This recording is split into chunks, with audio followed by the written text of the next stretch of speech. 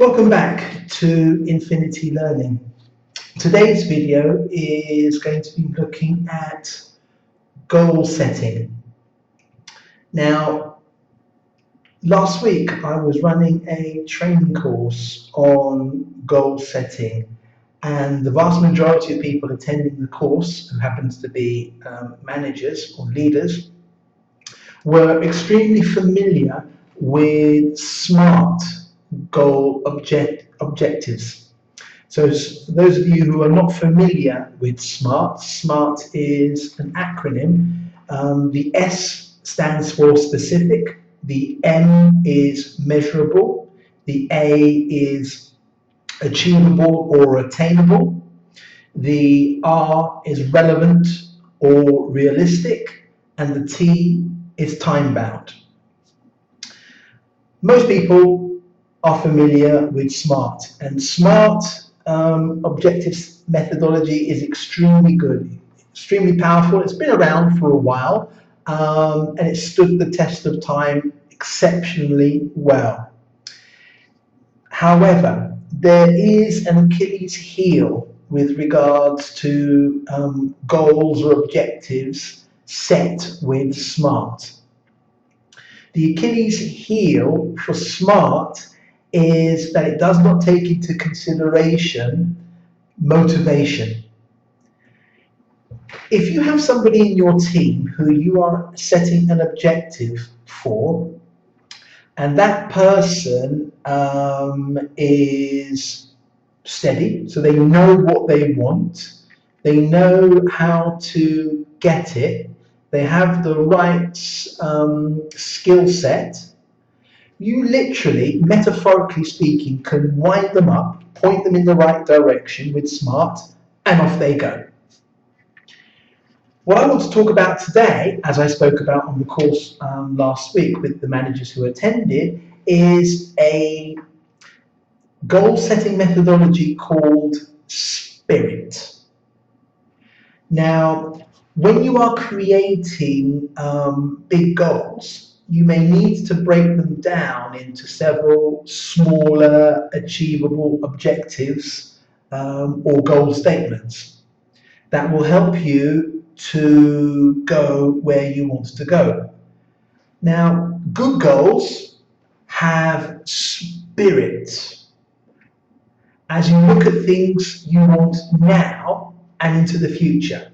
So, what's the difference between SMART and SPIRIT? Well, in SPIRIT, the S, just like it is for SMART, stands for specific. So be specific about what you want to achieve. The result should be tangible and measurable. So, for example, look gorgeous is pretty ambiguous. However, lose 20 pounds is specific. Next comes the P. The P stands for prizes. Now, this is the first step in motivation. Reward yourself at different points in your goal, particularly if your goal is long term. If your goal is to, for example, one goal that I've got at the moment is our front garden. Okay, we're going to prepare it for next winter because I'm going to be building a fire pit. And the idea of a fire pit is it's like a barbecue, okay, in the summer, but in the winter. So, for example, you'll have a circle, okay, of fire-resistant bricks, okay, and you create a fire, okay. So it's like a bonfire, but it's encased in a circle of bricks. So, of course, that's the goal. The prize is once I've done the fire pit itself, the very first meal that we're going to have is going to be with a really few close friends. So they're going to enjoy it first. I'm going to test it out on them first. I've already told them about it. We've already discussed the dates. They've already committed. So now that's put a little bit of pressure on myself to make sure that the objective is done. Each person that's coming is bringing an individual gift for me. When I say it's a gift for me, it's not, it's a gift for the barbecue, but you know what I mean. So that's my prize in with regards to this particular objective. That's quite a big prize. Whenever I set myself objectives, I will use smaller prizes. For those of you who know me and come on my courses, you know I have an extremely weak spot for American hard gums. So if I have a goal that along the way there are going to be either milestones or hardships along the way, once I've attained those milestones or I've overcome those hurdles, I will reward myself with a bag of American hard gums. I can't just do one American hard gums, I have to do a bag.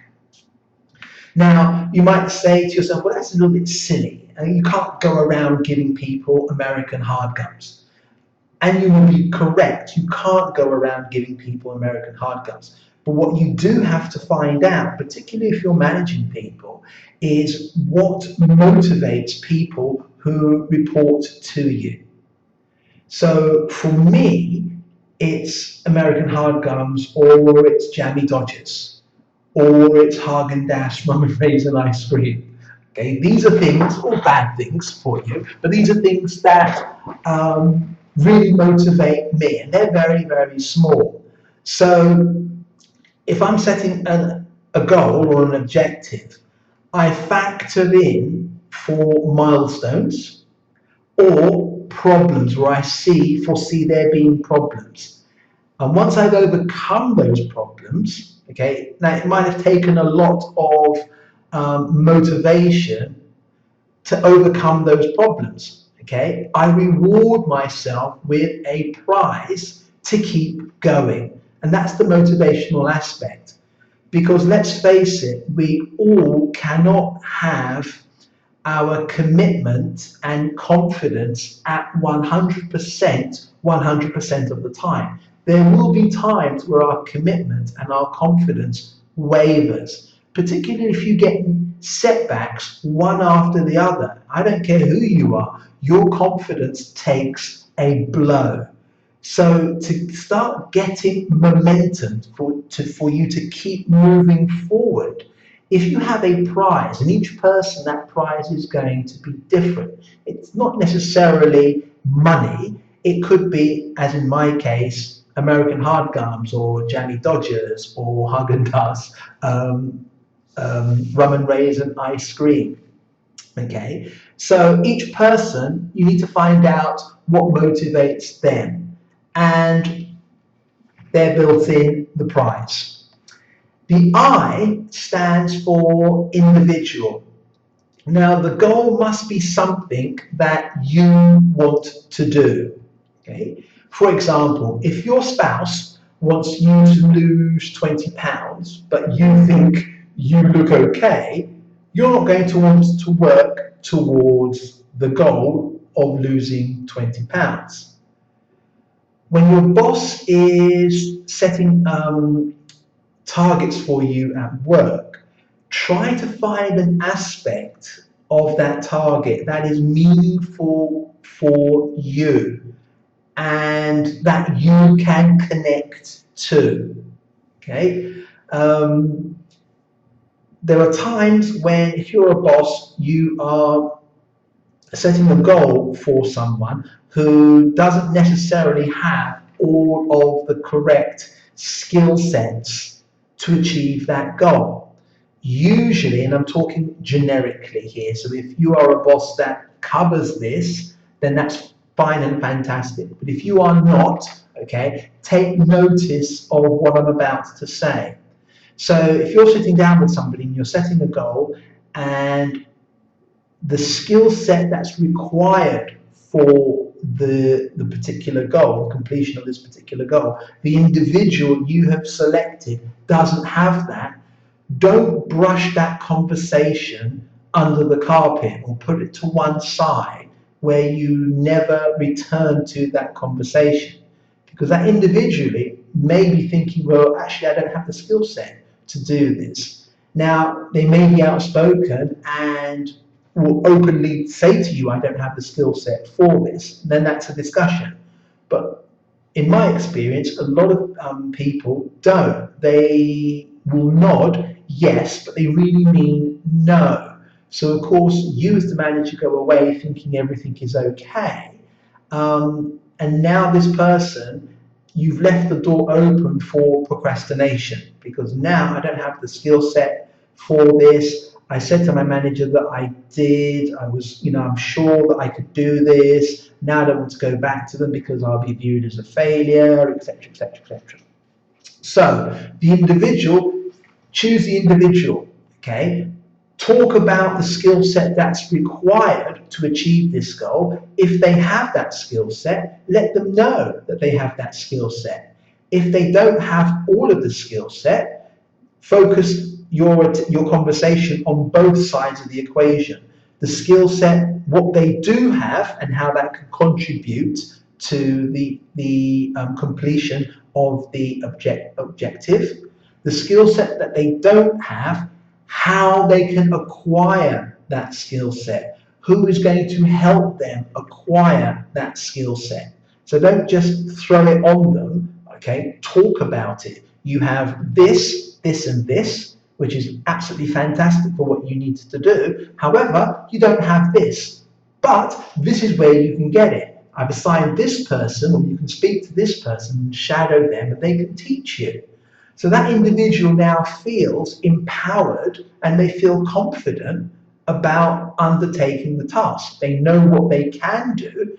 Areas that they may have difficulty in, now there is a plan built in. There is somebody who's going to shadow them, somebody who's going to perhaps mentor them, somebody who's going to coach or teach them that skill set that's required.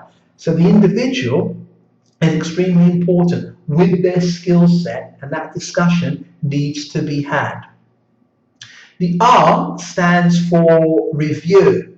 Now, you need to review your progress periodically. So, for example, does the goal still make sense?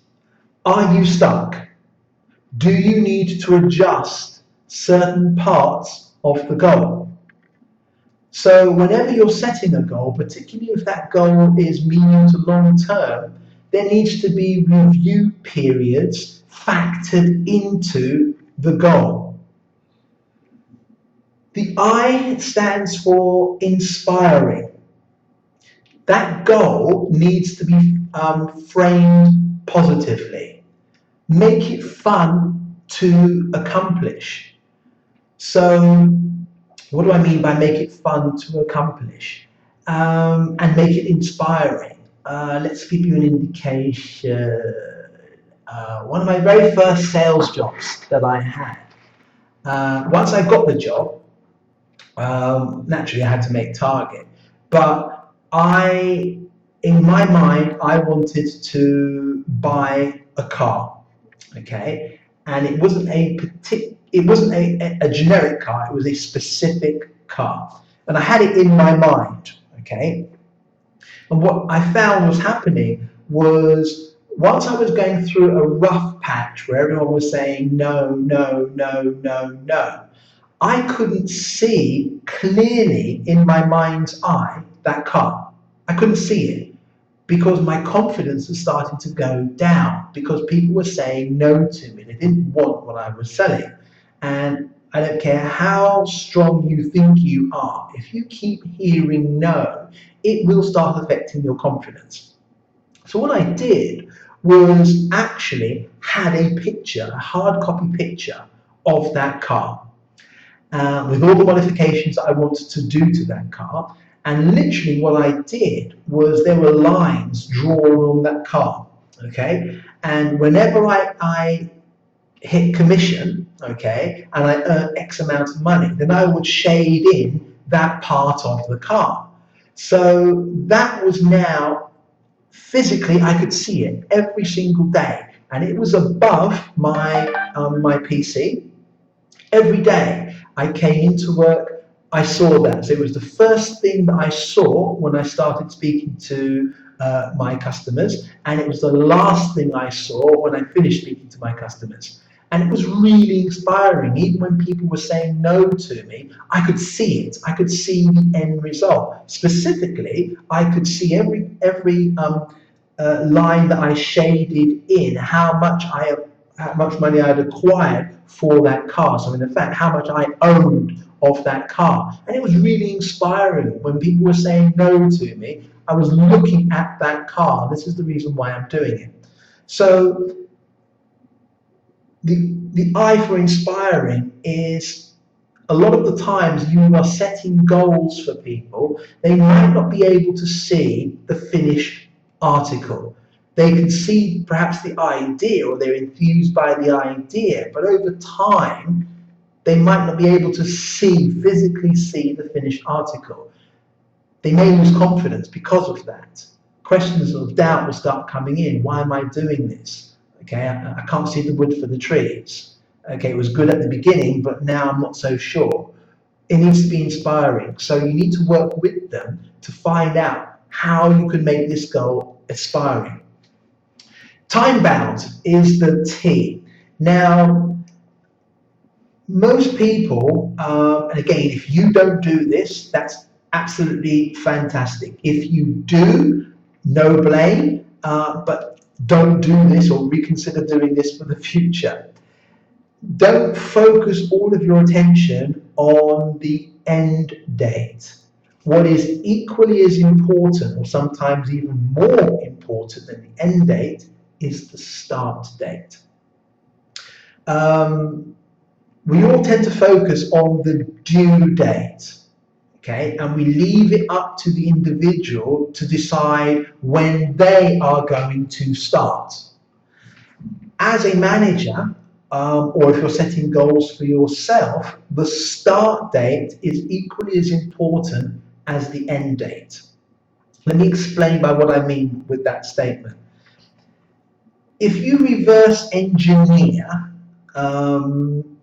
any task you're going to do, so let's say for example, by February, I think it's Valentine's Day actually, is when I'm going to have my fire pit completed and my very close friends coming around to try out the barbecue. Okay, so that's the end date. So if I list all of the tasks that I need to do, okay, I can then work out a timeline as to when, how long it's going to take, how long each stage is going to take.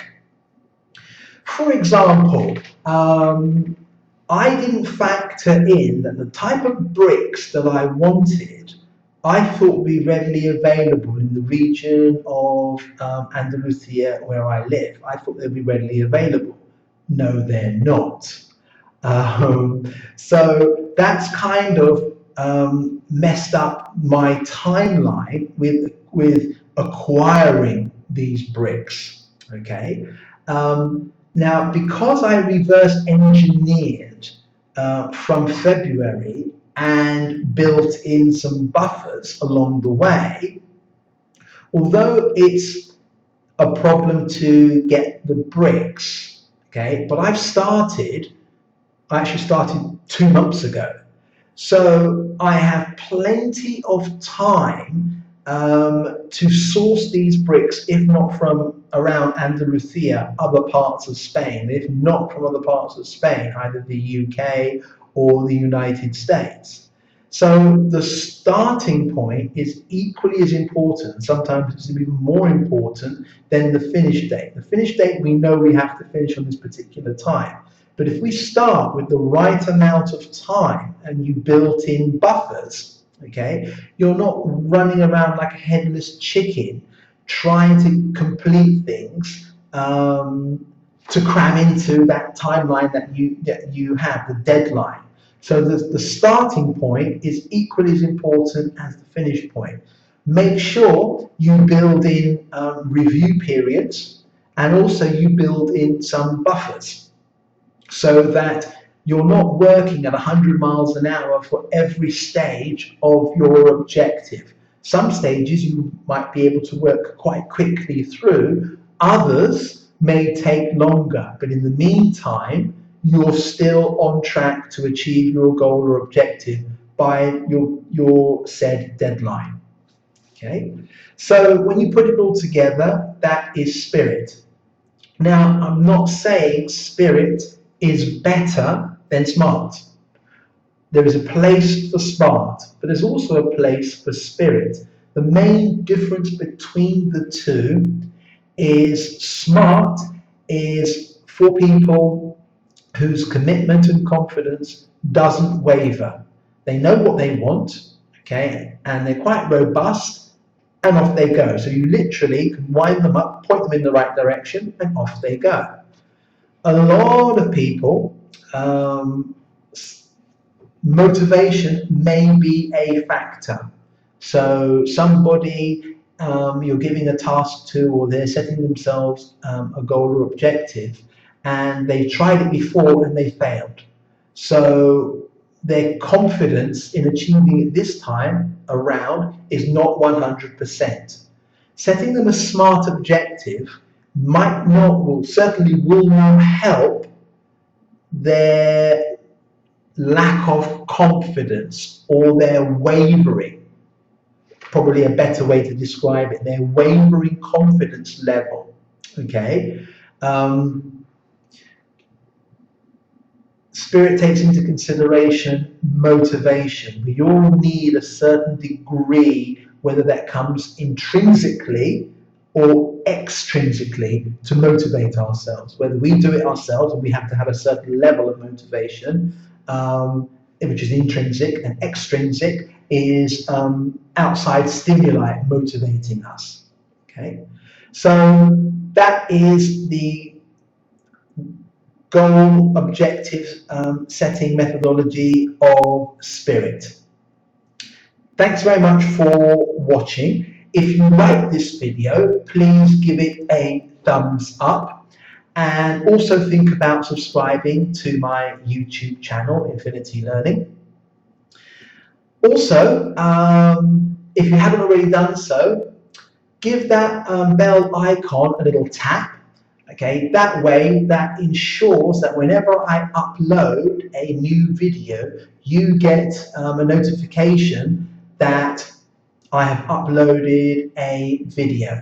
Okay, I'm really happy for people to write comments in the comment section of this video. I might not be able to respond to all of your comments, but I try and read as many comments as I possibly can. Give me your thoughts and opinions on objective settings. Do you have particular issues when you are setting objectives? Is there a particular methodology for setting an objective that you use? Why do you use it? Give me some examples as to what are the benefits of that particular objective setting methodology that you use. Until the next time, goodbye for now.